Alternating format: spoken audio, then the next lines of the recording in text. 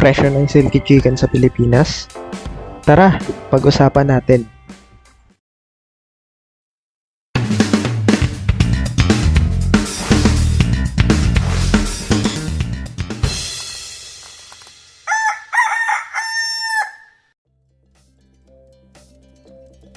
Ang presyo ng Silky Chicken ay nakabase sa uri nito tulad ng Chinese Silky, American Silky, Frizzled Silky, Satin Silky at iba pa.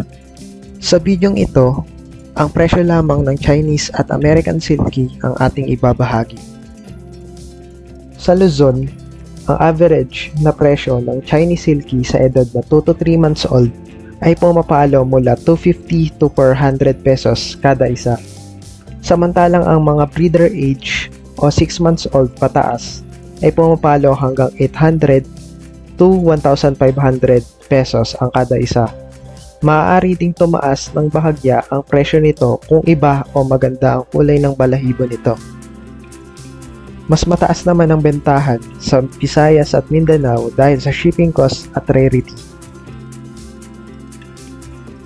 Para naman sa impormasyon kung saan pwedeng makabili, you may view this video by clicking the link on the upper right.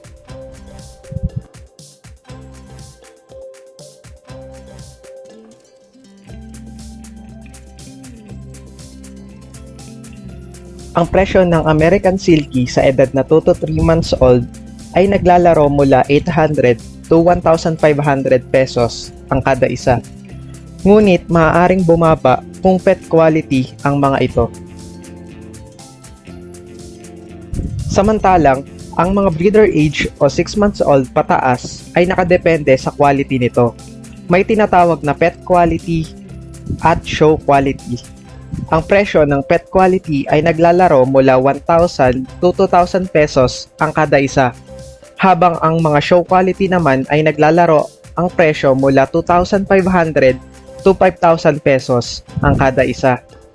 Depende kung kumpleto sa vaccination laban sa mga bird infectious diseases ang mga ito.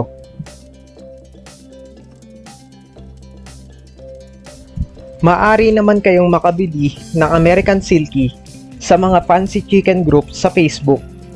At meron din namang mga Facebook pages gaya ng Davanti Farm, Free Time Farmer, Urban Mini Farm, Roach Pet House, at marami pang iba.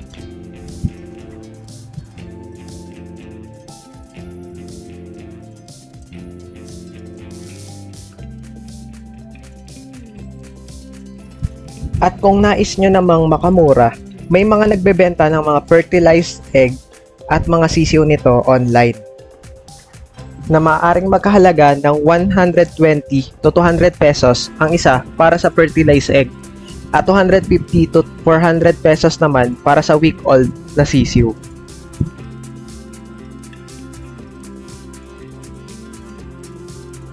Naway marami kayong natutunan sa bidyong ito. Maraming salamat. God bless. Please subscribe and hit the notification bell para ma-notify sa mga susunod na videos. Mabuhay! God bless!